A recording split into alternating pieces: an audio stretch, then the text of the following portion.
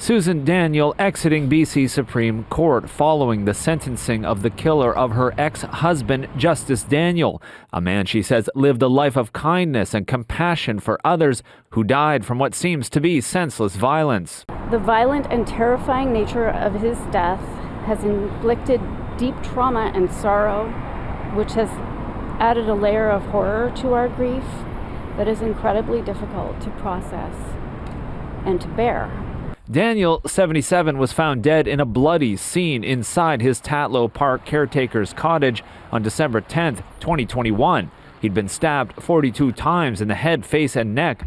Months later, an acquaintance, Brent White, was arrested and charged with second-degree murder. At his trial, he claimed self-defense, but that was rejected by the court. No other motive was offered or determined.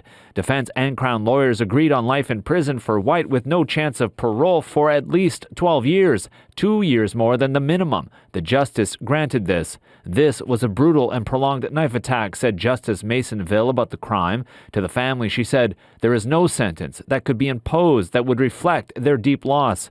Daniel had lived in Kitts since 1970 and raised a son with Susan Daniel in the cottage where he was murdered.